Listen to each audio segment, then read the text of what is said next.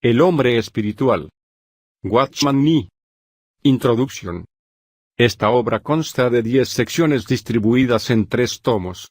Se comenzó a escribir a finales de 1925, y se concluyó en junio de 1927.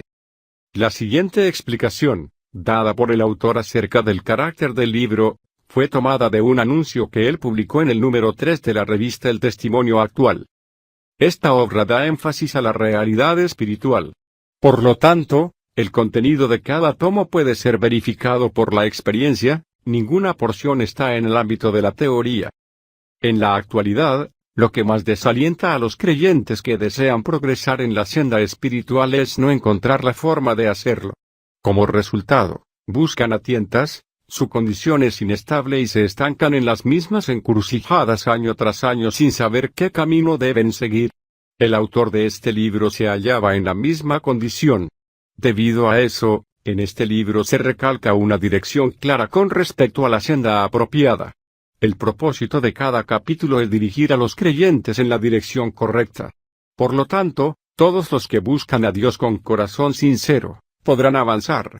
Casi todos los capítulos empiezan presentando la posición del pecador y avanzan paulatinamente hacia la cumbre de la vida espiritual. El libro en su totalidad tiene un enfoque muy amplio, pues en él se da respuesta a los interrogantes que los creyentes tienen con respecto a la vida espiritual. Por ejemplo, se explican clara y detalladamente asuntos difíciles, tales como escuchar la voz de Dios y entenderla. Después de leer este libro, los problemas espirituales más relevantes quedarán resueltos. La regeneración, la salvación, la santificación, el negarse al yo, el ser llenos del Espíritu Santo y de poder, el bautismo del Espíritu Santo, la comunión, la oración, el estudio de la Biblia, la identificación con la muerte de Cristo, la carne, la vida del alma, las emociones, las experiencias sobrenaturales, los milagros, el discernimiento de las lenguas, la intuición, la conciencia, la revelación de Dios, la obra espiritual, la guerra contra Satanás, los espíritus malignos, la posesión demoníaca, el libre albedrío, la renovación de la mente, la pasividad, la consagración, los afectos, la sensación de ser ferviente o de estar frío, el cuerpo, la enfermedad, la manera de escapar de la muerte y muchos otros temas, son explicados de manera profunda y al mismo tiempo con sencillez. Si un creyente desea seguir el camino espiritual, debe leer este libro. Si alguien desea ayudar a otros a que vean su condición, no puede perderse este libro. Todo aquel que lea este libro encontrará luz incluso en temas que ordinariamente son pasados por alto. Aún un asunto tan conocido como es la regeneración, se podrá entender de una manera que antes habría sido inimaginable. Prefacio de la segunda edición. Damos gracias al Señor porque desde que publicamos este libro en el otoño de 1928, creyentes de muy diversos lugares lo han estado solicitando. En un lapso breve la primera edición se nos agotó. Muchos nos han comunicado francamente la liberación que han experimentado por medio de la verdad contenida en este libro. Esto nos muestra que lo que Dios nos encomendó no ha sido en vano. Verdaderamente tenemos que agradecerle al Señor por la manera en que los hijos de Dios han recibido este libro. Desde entonces, en estos 2 años no hemos podido ofrecer este libro en su forma completa, como juego de 3 tomos. Originalmente, yo no tenía la intención de que se imprimiera la segunda edición, pensando que 2000 ejemplares en circulación eran suficientes. Al mismo tiempo, me oponía a publicar apresuradamente otra edición porque quería ver el resultado de poner en práctica las verdades contenidas en este libro. Pero durante los últimos 2 años se han solicitado varios centenares de ejemplares de este libro. También vimos, por muchos testimonios, que las verdades contenidas en este libro se pueden practicar, que pueden liberar al hombre y que los hijos de Dios las necesitan. Por consiguiente, no podemos posponer más la reimpresión de este libro. Esta edición no difiere mucho de la primera en cuanto a la enseñanza y a la verdad. Sin embargo, debido a que he recibido más luz y he obtenido un nuevo conocimiento con respecto a cosas que aún no estaban claras cuando escribí la primera edición, decidí incluir en esta edición muchos cambios y adiciones. Para llevar a cabo la obra de redacción, pedí ayuda al Señor, y traté de conservar, hasta donde fue posible, la terminología usada en las Escrituras. Estamos conscientes de que en muchos casos nuestra terminología difiere de la que se usa en la Biblia. Por ejemplo, utilizamos el término redención con relación a la obra completa que el Señor Jesús llevó a cabo en la cruz, pese a que el significado bíblico de la palabra redención se limita exclusivamente a la acción de cubrir el pecado. Existen muchos términos que nos parecen correctos, pero que al examinarlos a la luz de la Biblia, son inexactos. Por ejemplo, hemos oído las expresiones vencer el pecado, crucificar el yo, crucificar la vida del alma y sabemos a lo que ellas se refieren. Pero en la Biblia no se encuentran estas expresiones. La Biblia no habla de vencer el pecado, sino de ser libres del pecado. El fin de la salvación no es que venzamos al pecado, sino que nuestro viejo hombre sea crucificado y que seamos librados del pecado y de su poder. Cuando se usa la expresión vencer los pecados, se alude a la experiencia individual. De igual manera, la Biblia no dice que debemos morir al yo, sino que debemos negarnos a nosotros mismos. Uno no puede crucificar el yo, pues este es quebrantado cuando tomamos la cruz. Esto se debe a que nuestra personalidad se halla en el yo y no puede ser crucificada. Una vez que el yo muere, nuestra persona muere. El yo es nuestra propia persona. Por lo tanto, solamente podemos negarnos al yo y tomar la cruz para ponerle fin. El significado de llevar la cruz no es morir, sino estar dispuesto a morir. De la misma manera, la Biblia no dice que debemos crucificar la vida del alma, sino que debemos perder la vida del alma, pues si nuestra vida natural fuera crucificada, nuestra vida física también terminaría. Esto no significa que en la primera edición no estábamos conscientes de estas diferencias. Creemos que si los principios y hechos espirituales son correctos, la terminología no es tan importante. Al hacer cambios, aún en esta edición, no hemos tratado de corregir esas disparidades. Pero recientemente el Señor nos recordó que debemos ser más cuidadosos en este asunto. Él nos ha mostrado cómo un término impreciso puede producir una verdad inexacta y cómo la exactitud en la terminología es importante. Por supuesto, preferimos tener la realidad espiritual que la terminología exacta. Pero cuando tenemos la realidad espiritual, también vale la pena que tengamos la terminología precisa. Además, una terminología exacta nos proporcionará más luz. Debido a esto, en muchos casos hemos cambiado la terminología. Espero que podamos hacer lo mismo en las demás publicaciones. Quisiera que los lectores prestaran atención al efecto específico y personal que la verdad produce en nosotros. Por esta razón no he mencionado muchas verdades objetivas. Este es el carácter de este libro. Emprendí la escritura de este libro debido a que creí que había un vacío en cuanto a las verdades específicas y aplicadas. Por lo tanto, los lectores deben saber que lo dicho aquí con respecto a las diversas verdades no es completo, es solo una exposición del aspecto aplicado de esas verdades. Este libro circulará de nuevo para llevar a cabo la obra que Dios le designó. Solo lamento mi limitación como escritor. Siempre se pierde algo de la verdad de Dios cuando ésta es puesta en las manos de los hombres. Lo único que puedo decir es que toda la gloria debe ser dada a Dios, y yo soy responsable por cualquier defecto. Que Dios bendiga lo que pueda bendecir. Watchman Nee, Shanghái, 30 de mayo de 1932. Prefacio.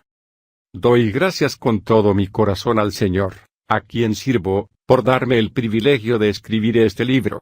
Tenía la esperanza de que un mejor escritor se responsabilizara de ello, pero al Señor le agradó encomendarme esta tarea. Si dependiera de mí, yo sería el último que escribiría esta obra. Mi renuencia no se debe a la timidez, sino a que pienso que escribir un libro acerca del progreso espiritual y la estrategia para la guerra espiritual no es una tarea fácil para alguien que ha sido creyente por menos de 10 años. Entre los creyentes que procuran ser espirituales existe siempre el peligro de ser excesivamente limitados con respecto a su propia experiencia espiritual. Esto no es saludable, porque la autoevaluación y el autoanálisis son una forma de cultivar la vida del yo y hace que la mente de las personas se llene de pensamientos vanos. En la Biblia no se insta a que los creyentes relaten sus experiencias, esto es algo que necesita la dirección del Espíritu Santo. En el caso de experiencias que son tan maravillosas y tan profundas como ser arrebatado al tercer cielo, es mejor esperar 14 años antes de divulgarlas. Es muy importante que prestemos atención a las experiencias, pero una mente que está llena de experiencias, hace más difícil que la persona renuncie a la vida de su yo. No tengo experiencias del tercer cielo ni he recibido grandes revelaciones, solo he recibido del Señor gracia para aprender, y eso de manera incompleta, a seguirle en las cosas pequeñas de la vida diaria. En este libro únicamente he tratado de transmitir a los hijos de Dios lo que yo recibí de parte del Señor en estos pocos años. Consideré necesario escribir este libro hace unos 4 años. En ese entonces, debido a mi debilidad física, reposaba en una pequeña casa al lado de un lago, estudiando la palabra y orando. Vi la necesidad de que los hijos de Dios tuvieran un libro basado en la enseñanza de las Escrituras y la experiencia espiritual, que hiciera un análisis claro de la vida espiritual y que permitiera que el Espíritu Santo guiara y dirigiera a los santos para que no tuvieran que buscar a tientas. Para entonces, comprendí que el Señor me había encomendado esta tarea. Así que, empecé a escribir el capítulo que trata de la diferencia entre el espíritu, el alma y el cuerpo, luego el capítulo acerca de la carne, y medio capítulo acerca de la vida del alma. Por varias razones, me detuve por un tiempo. Una de ellas fue el hecho de que se me pidió hacer otras cosas. Esta razón no habría sido suficiente para detenerme, porque si hubiera querido, habría encontrado el tiempo para escribir. El motivo principal por el que no seguí escribiendo fue que en aquel entonces, las verdades que el Señor me había dicho que debía escribir, no habían sido confirmadas completamente en mi experiencia. Si hubiera escrito el libro en tal condición, su valor y su poder habrían disminuido. Quería aprender más y confirmar en mi experiencia estas verdades, para que lo que escribiera no fuera solo teoría, sino hechos espirituales. Esto detuvo la obra por 3 años. Puedo decir que durante ese período, todos los días tuve en mi mente la escritura de este libro. Ante los hombres, la publicación de este libro se había retrasado, pero en lo más recóndito de mi ser, yo entendía claramente que estaba bajo la mano del Señor. Durante los últimos años, las verdades contenidas en este libro, particularmente las del tomo 3, han liberado a muchos de la autoridad de las tinieblas, lo cual demuestra que hemos visto la realidad espiritual. El Señor ha derramado su gracia en mí de una forma especial, para mostrarme la meta de la redención y la forma de distinguir entre la nueva creación y la vieja creación. Tengo que darle las gracias por ello.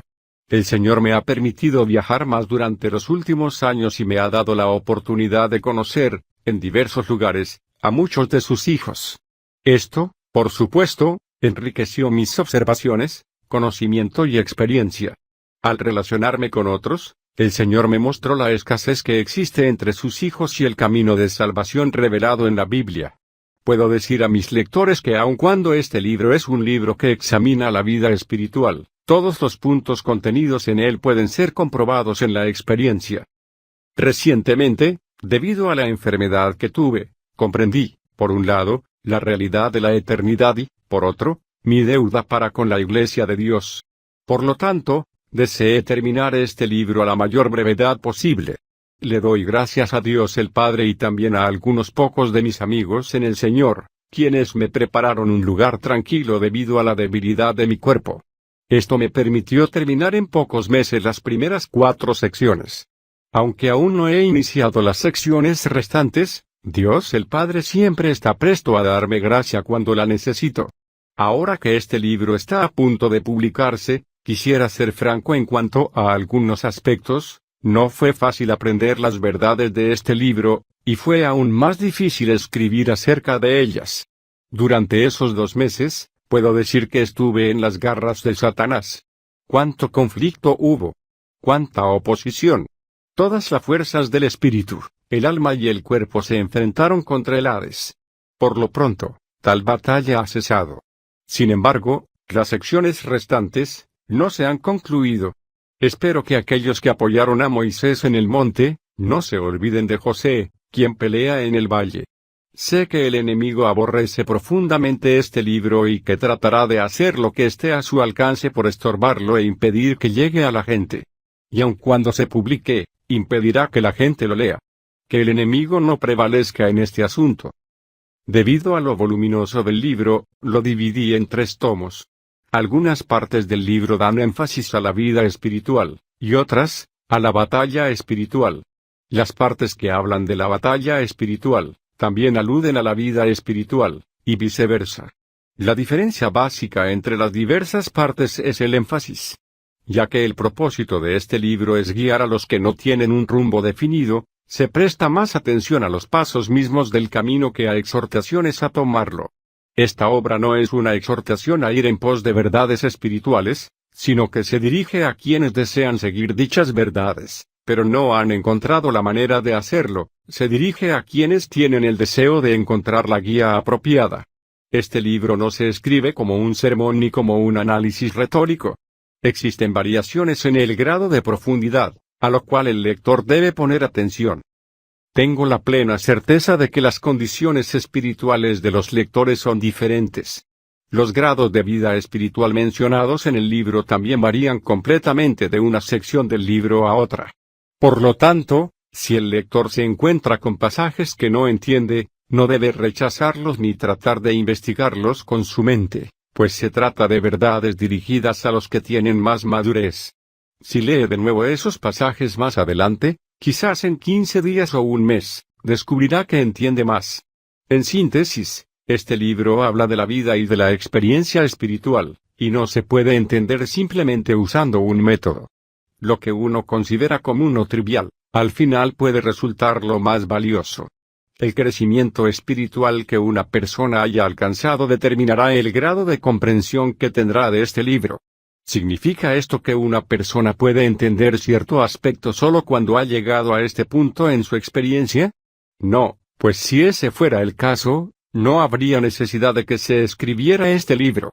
Hay un misterio en la experiencia espiritual del creyente, cuando el Señor desea conducir al creyente a una vida espiritual profunda. Le muestra algo de los principios básicos de ese nivel de vida espiritual antes de introducirlo en ella. Muchos creyentes que experimentan cierto grado de espiritualidad, piensan que ya llegaron a ese nivel, sin darse cuenta de que eso es solamente el principio de la obra que el Señor usa para guiarlos a lo correspondiente a dicho nivel. Por lo tanto, cuando el creyente alcanza cierta espiritualidad, mas sin entrar plenamente en ese nivel, puede beneficiarse de las enseñanzas contenidas en este libro. Al leer una obra como esta, tengamos presente que no debemos tomar el conocimiento adquirido como una herramienta para hacernos un autoanálisis. Si nos vemos a la luz de Dios, nos conoceremos a nosotros mismos, y a la vez, continuaremos abiertos en el Señor. Pero si nos analizamos continuamente, nos encerraremos en nuestros propios pensamientos y sentimientos. La autoevaluación nos impedirá perder nuestro yo en Cristo. Un creyente no sabe nada, a menos que el Señor le haya enseñado en lo profundo de su ser. El autoanálisis y el conocimiento propio son peligrosos para la vida espiritual. Recordemos que en el camino de salvación la meta de Dios es liberarnos por medio de la vida nueva que nos dio cuando fuimos regenerados y librados. 1. Del pecado. 2. De lo natural, nuestra naturaleza, y 3. De lo sobrenatural, y sus aspectos pecaminosos. Los 3 pasos de liberación son indispensables. Si el creyente limita el camino de la salvación y se conforma solamente con la victoria sobre el pecado, pierde de vista la voluntad de Dios. La naturaleza buena también debe ser vencida, así como las cosas sobrenaturales del enemigo. Es necesario vencer el pecado, pero a menos que uno también venza la estrechez de su ser natural y la maldad sobrenatural, no es perfecto. Tal victoria solo proviene de la cruz. Por la gracia de Dios, espero poner más atención a estos puntos y presentarlos con claridad. Con excepción de la sección del tomo 3 que trata del cuerpo, este libro podría considerarse psicología bíblica. Lo tratado en él se basa en las Escrituras y lo podemos corroborar en nuestra experiencia espiritual. El resultado de nuestro estudio es que en cada experiencia espiritual, como por ejemplo, la regeneración, hay cambios específicos en nuestro hombre interior. Después de estudiar este tema, veremos que la Biblia divide al hombre en 3 partes: el espíritu, el alma y el cuerpo. Más adelante estudiaremos la función de estas 3 partes, especialmente las funciones del espíritu y el alma. También veremos lo que constituye cada parte y en qué difiere de las otras. Es necesario hacer una aclaración para proporcionar una mejor comprensión de la primera sección del tomo 1. Es indispensable que los creyentes espirituales que buscan más del Señor conozcan la diferencia que hay entre el espíritu y el alma y entre sus respectivas funciones. El creyente puede andar según el espíritu solo después de entender lo que es el espíritu y lo que es ser espiritual. En la actualidad esto no se conoce en China, debido a lo cual tratamos el tema detenidamente en la primera sección. Los creyentes que tienen suficiente conocimiento no encontrarán dificultad en dicha sección. Pero quienes no están familiarizados con esta clase de distinción, solo deben prestar atención a la conclusión, por lo pronto, y deben pasar a la segunda sección. La primera sección no trata de la vida espiritual, sino del conocimiento necesario para la vida espiritual. Se tendrá una mejor comprensión si primero se termina el libro y luego regresa a esa sección. También es necesario dar una explicación con respecto a la traducción de las escrituras usadas en este libro. Le doy gracias a Dios por darnos una buena traducción en chino. En muchos pasajes es mejor que algunas de las versiones inglesas, pero en otros, debido a la gramática del chino, la traducción tiende a alejarse del significado original. Debido a esto, es obvio que hay cierta limitación cuando estudiamos la vida espiritual. Donde esto ocurre, he tenido que ofrecer mi propia traducción. No nos preocupamos mucho por el estilo, pues nuestra meta es comunicar el significado espiritual de la palabra. La enseñanza de la diferencia entre el alma y el espíritu no proviene de mí. Andrew Murray dijo que tanto la Iglesia como los individuos deben temer a la actividad desordenada de la mente y de la voluntad del alma más que a cualquier otra cosa. F. B. Meyer añade que a menos que uno sepa diferenciar entre el alma y el espíritu, no se puede ni imaginar lo que es la vida espiritual. También Otto Stockmayer, Jesse Penn Lewis, Evan Roberts y la señora Guyon han dado testimonios similares. Ya que hemos recibido la misma comisión que ellos, tengo la libertad de citar sus escritos. Debido a que son tantos los pasajes en los que aludo a ellos, no hice una lista específica del origen de la cita. Este libro no está dirigido exclusivamente a los creyentes en general, sino también a quienes están en la obra del Señor y son más jóvenes que yo. Los que tienen la responsabilidad de guiar a otros en la búsqueda espiritual, deben comprender que estamos guiando a algunos a salir y a otros a entrar. Debemos saber de dónde venimos y hacia dónde nos dirigimos. Quiere el Señor que solamente ayudemos a algunos, por un lado, a no pecar y, por otro, a ser fieles. ¿O hay algo más profundo que esto? Para mí, la Biblia es muy clara con respecto a este punto. La meta de Dios es guiar a sus hijos a salir por completo de la antigua creación e introducirlos en la nueva creación. No importa cuán buena parezca a los hombres la antigua creación, a los ojos de Dios está condenada. Si los obreros cristianos sabemos lo que debemos derribar y lo que debemos edificar, guiaremos a los demás por el debido rumbo. La vida espiritual comienza con la regeneración, que consiste en recibir la misma vida de Dios. Es inútil gastar energía exhortando, persuadiendo, debatiendo, explicando e investigando para terminar solo con un entendimiento mental, algunas decisiones y algo de actividad emocional, sin que se haya logrado que la persona reciba la vida de Dios en su espíritu. Espero que todos los que tienen la misma responsabilidad que yo de predicar la palabra de Dios, se den cuenta de que nada es provechoso a menos que el hombre reciba la vida de Dios en lo más profundo de su ser. Qué gran viraje dará nuestra labor si estamos conscientes de esto. Comprenderemos que muchos que dicen haber creído en el Señor Jesús, realmente no han creído. Muchas lágrimas y muestras de arrepentimiento, buena conducta, celo y labor no son lo que caracteriza al creyente. Si conocemos nuestra responsabilidad, estaremos satisfechos cuando otros reciben la vida preeminente de Dios. Debido a la limitación del espacio y del tema en sí, muchas doctrinas básicas son mencionadas brevemente. Si el Señor retrasa su venida y si me permite permanecer sobre la tierra, espero más adelante presentar estas doctrinas en otra obra. Cuando recuerdo cómo el enemigo trató de impedir que aprendiera las verdades contenidas en este libro, especialmente las que constan en el tomo 3, Estoy consciente de que aun si el creyente obtiene un ejemplar de este libro, Satanás impedirá que lo lea, y aun si lo lee, hará que lo olvide. Por lo tanto, advierto a los lectores que deben pedir a Dios que destruya la obra de Satanás para que no les estorbe la lectura de este libro. Espero que mientras lean, oren y conviertan en oración lo que leen. También pedimos que Dios les dé el yelmo de la salvación.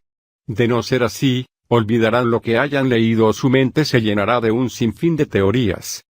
Quisiera dirigir unas palabras a los hermanos que ya adquirieron las verdades de este libro. Si Dios les dio la gracia y los libró de la carne y del poder de las tinieblas, deben predicar estas verdades.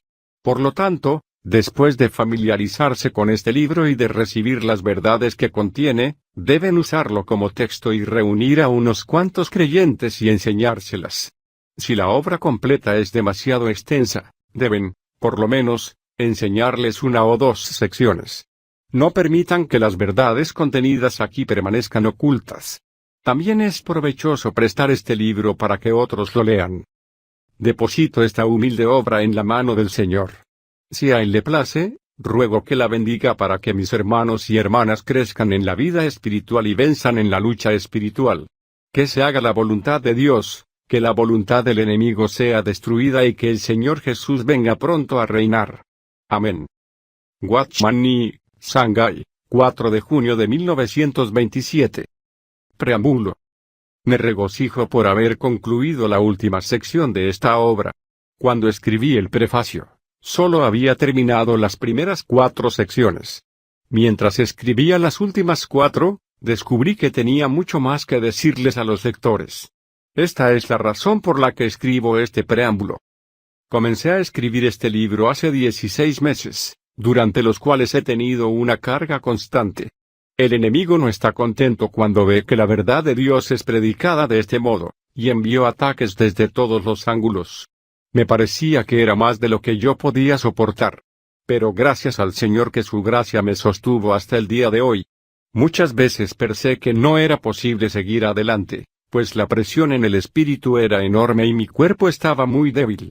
Era como si hubiera perdido la esperanza de conservar la vida. Pero el Dios a quien sirvo y a quien pertenezco me fortaleció conforme a su promesa y en respuesta a las oraciones de muchos. Por fin todo pasó, y he descargado el peso que tenía sobre mí. ¡Qué gran consuelo! Ofrezco este libro a nuestro Dios con mis 2 manos. Oro pidiendo que como Él concluyó lo que comenzó, asimismo bendiga este libro para que su iglesia cumpla lo que Él le encomendó. Pido al Señor que bendiga a cada lector, a fin de que encuentre la senda apropiada y aprenda a seguir al Señor hasta la perfección. Mi espíritu y mi oración acompañan a este libro. Que Dios lo use según su voluntad excelente. Hermanos, en términos humanos un escritor no debe entusiasmarse mucho con su propio trabajo. Pero eso no me preocupa, pues no destaco este libro simplemente porque yo lo escribí. Nuestro objetivo es proclamar la verdad. Si este libro hubiese sido escrito por otra persona, tendría más libertad para recomendarlo. Por lo tanto, les pido que me perdonen, pero me veo obligado a hacerlo. Solo sé que la verdad contenida en este libro es importante y es por esta razón que no puedo evitar recomendarlo, a pesar de que yo lo escribí. Hasta donde entiendo la voluntad de Dios, me doy cuenta de que la verdad aquí comunicada es muy necesaria en esta era.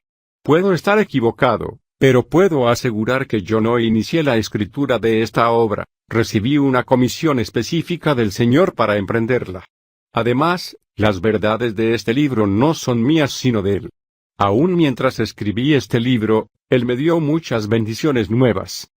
Quisiera que mis lectores entendieran claramente que este libro no trata de teoría sobre la vida y la lucha espiritual.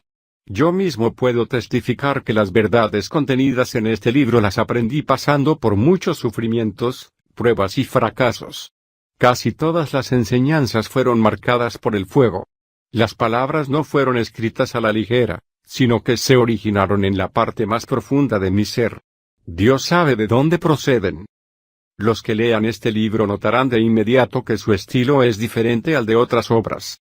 Además, hay muchos términos especializados difíciles de comprender. Permítanme aclarar algunos puntos. Quien no ha escrito un libro como este, no comprenderá en realidad ¿Cuántas dificultades presenta? Cuando toma la pluma para comenzar, le sobrevienen todo tipo de problemas. Tuve que inventar varios términos, pues de lo contrario, no habría podido expresar muchas verdades. Espero que los lectores presten especial atención a los términos espirituales apropiados. Una vez que estos sean usados más ampliamente, dejarán de sonar extraños. Le agradezco al Señor porque durante los últimos años, muchos términos espirituales han llegado a ser comunes entre los creyentes chinos y ya se entienden sin mucha explicación. Espero que los lectores no encuentren dificultad con la terminología. No traté de agrupar verdades afines en la misma sección, ya que solamente podía mencionar las diferentes verdades a medida que avanzaba. Aunque algunas verdades son similares a otras, tuve que posponerlas para una discusión posterior. Muchas veces, debido a la importancia de algunos temas, los menciono reiteradas veces, con la esperanza de que los hijos de Dios reciban una profunda impresión de los mismos. Creo sinceramente que los creyentes de hoy olvidan fácilmente.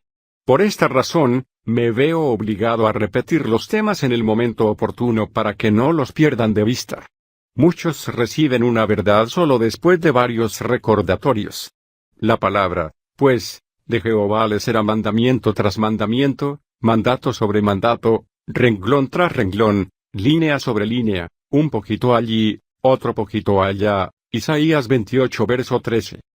También me doy cuenta de que en muchas ocasiones este libro parece contradecirse. Cuando los lectores lleguen a esos pasajes, deben darse cuenta de que en realidad, ese no es el caso, pues la contradicción es solo aparente. Ya que este libro trata de la esfera espiritual, muchas teorías parecen incongruentes, 2 de Corintios 4 del 8 al 9, pero, en la experiencia, se complementan. Reconozco que en muchas ocasiones parecen incomprensibles, pero mi ruego es que hagan lo posible por entender y traten de no interpretar mal. Si alguien procura intencionalmente entender mal, puede encontrar en este libro cosas que yo jamás dije. Creo sinceramente que solo una clase de persona puede entender este libro. Mi intención original al escribirlo, fue suplir la necesidad de muchos creyentes. Por lo tanto, solo lo comprenderán los creyentes que reconocen su necesidad. Para ellos este libro será una guía. Si algún lector no está necesitado, catalogará el libro como teórico o lo criticará. La medida de necesidad del lector determinará hasta dónde entenderá el libro. Si el lector no tiene ninguna necesidad en su experiencia, este libro no le resolverá nada y solo servirá como objeto de crítica. Por lo tanto, el lector debe prestar atención a esto. Cuanto más profunda es una verdad, más fácil es que se convierta en teoría, ya que cuanto más profunda es, más difícil es tener acceso a ella sin la operación del Espíritu Santo. Cuando la persona no comprende una verdad, la clasifica como teoría. Así que, cuando leemos un libro como este, debemos cuidarnos de recibir su contenido solo en la mente, pensando que eso es suficiente, ya que en realidad, eso es muy peligroso. En dado caso, la carne y el espíritu maligno nos engañarán. El lector tampoco debe tomar el conocimiento adquirido en este libro como un arma para criticar a otros. Es fácil clasificar a una persona como anímica y a otra como carnal. Lo difícil es reconocer si nosotros mismos estamos en esa condición. La función de la verdad es liberar al hombre, y no debe usarse para criticar. Temo que algunos que tienen la tendencia natural a presumir, no cambien después de recibir las verdades contenidas en este libro, sino que las utilicen para criticar a sus hermanos y hermanas. La intención no es juzgar a los hombres sino guiarlos por la senda correcta. Si criticamos a otros, queda en evidencia que nosotros mismos no estamos en mejor condición que ellos, e inclusive, somos un poco más carnales. Este es el peor daño, y debemos guardarnos de caer en él. En el prefacio mencioné algo que quisiera repetir dada su extrema importancia. Quisiera reiterar que nunca debemos analizarnos a nosotros mismos. Después de leer un libro de esta naturaleza, es fácil hacernos una autoevaluación sin darnos cuenta. Cuando prestamos atención a la vida interior, tendemos a caer en un análisis excesivo de nuestros propios pensamientos y sentimientos y de las actividades de nuestro hombre interior. De esta manera, podemos avanzar externamente, Pero en realidad, será más difícil rechazar la vida del yo. Si nos encerramos en nosotros mismos, perderemos la paz. Cuando esperamos que la santidad nos llene, y vemos que nuestra condición no concuerda con nuestro ideal, naturalmente nos sentimos mal. Dios no tiene la intención de que nos encerremos en nuestra introversión, pues ésta produce letargo espiritual. Obtenemos descanso solo cuando nos volvemos al Señor y dejamos de mirarnos a nosotros mismos. En la medida en que nos volvamos al Señor recibiremos liberación. Descansamos en los logros de la obra del Señor Jesús, sino en nuestra experiencia fugaz. La verdadera vida espiritual no gira en torno al análisis continuo de nuestros sentimientos y pensamientos, sino a la contemplación del Salvador. El lector no debe engañarse pensando que todas las cosas sobrenaturales deben ser rechazadas. Mi único propósito es ayudarle para que pueda determinar si tales cosas provienen de Dios. Creo firmemente que muchas cosas sobrenaturales son de Dios, pues he visto muchas de ellas. Sin embargo, también tengo que admitir que hay muchas cosas sobrenaturales que afirman falsamente ser de Dios. No tengo la más mínima intención de que el hombre rechace todo lo que sea sobrenatural, solo quiero que tenga presente el principio de las diferencias básicas que hay entre estas dos cosas y sus manifestaciones. Cuando un creyente se enfrenta con cosas sobrenaturales, antes de aceptarlas o rechazarlas, debe ponerlas a prueba cuidadosamente según los principios revelados en las Escrituras. Con respecto al alma, creo que muchos creyentes oscilan entre un extremo y otro. Por lo general pensamos que una persona anímica, es decir, una persona que vive centrada en su alma, es muy emotiva, y pensamos que ser anímico es ser sentimental. Debido a esto clasificamos como anímicos a aquellos que son sensibles y que se emocionan fácilmente. Muchas personas piensan que la vida intelectual es la vida espiritual. Pero no olvidemos que una persona intelectual no necesariamente es espiritual. No debemos permitir que la actividad del alma cese por completo. Es muy fácil irnos a un extremo. Puede ser que algunas veces hayamos catalogado la emoción y el entusiasmo como algo bueno y hayamos actuado de acuerdo a ello. Cuando descubrimos que aquello procedía del alma, empezamos a suprimir y a reprimir dichas actividades. Aunque esto parece correcto, no nos hace espirituales. Creo firmemente, que si los lectores no comprenden bien esto, morirán espiritualmente, ya que su espíritu estará encarcelado en un alma insensible e inerte sin poder expresarse. Si el entusiasmo de una persona expresa el sentimiento del espíritu, tiene gran valor. En síntesis, si el creyente reprime demasiado sus emociones, solo llegará a ser una persona encerrada en su mente, no una persona espiritual. En cuanto a la última sección quisiera añadir algo. Quizás yo no sea el más apropiado para escribir esto, debido a la debilidad de mi cuerpo. Sin embargo, precisamente debido a esta enfermedad y a que mis sufrimientos son mayores que los de otros, puedo escribir al respecto detalladamente. Muchas veces no me atrevía a escribir, pero gracias al Señor que finalmente lo hice. Espero que las personas cuyas experiencias con su tabernáculo terrenal sean similares a las mías, acepten lo que he escrito y lo reciban como una luz de un hermano que ha visto luz en medio de las tinieblas. Por supuesto, los creyentes de hoy contienden mucho acerca de la sanidad divina. Un libro como este, donde se enseñan principios, no debe ser utilizado en ningún debate con hermanos y hermanas con respecto a detalles. Expresé lo que quise decir. Mi petición, ahora, es que en nuestra enfermedad debemos hacer una diferencia entre lo que viene de nosotros mismos y lo que viene de Dios. No quisiera añadir más. Confieso que este libro tiene muchas deficiencias. Sin embargo, laboré hasta donde pude. Les ofrezco la mejor labor que pude realizar. Reconozco cuán serias son las repercusiones de publicar este libro. Debido a ello, con temor y temblor, oro pidiéndole a Dios que nos conduzca a la experiencia.